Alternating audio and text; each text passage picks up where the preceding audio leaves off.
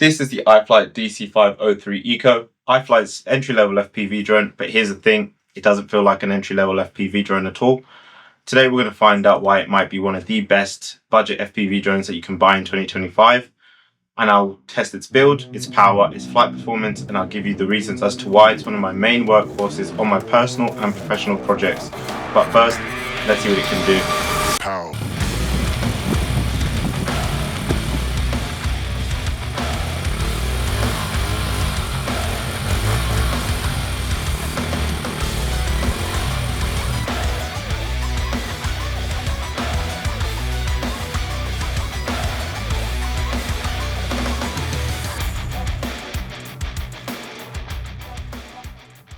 This drone takes both 4S and 6S LiPos, but trust me, just go for the 6S. You will have a much better experience flying.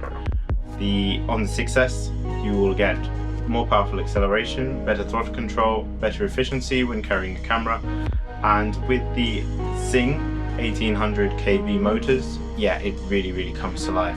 So what you usually expect is about 6 to 7 minutes of flight time, depending on your flying style. So this thing flies absolutely beautifully. Each motor generates about 1,900 grams of force, which means we're looking at a thrust to weight ratio of nearly 4:1. This number will vary depending on how heavy your battery is.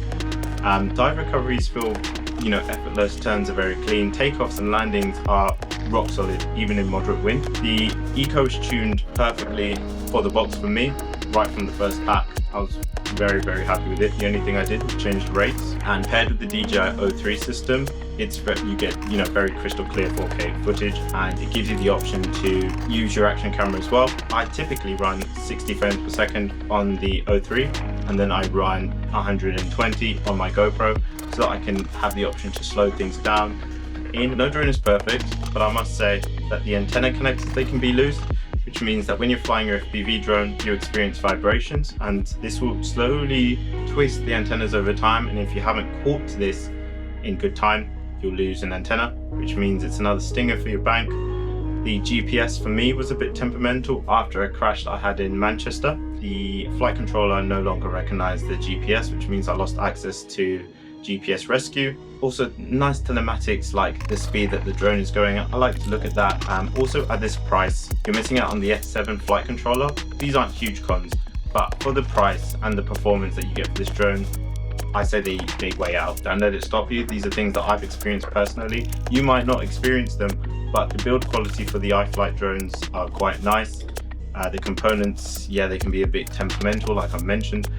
Iflight markets this drone as an entry-level drone, and I'd like to partially agree with this.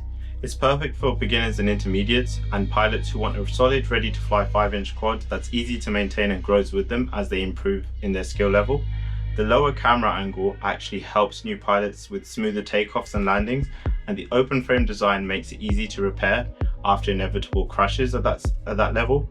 If you're starting your FPV journey, or even creating professional content, then this drone is the perfect middle ground in terms of affordability and performance.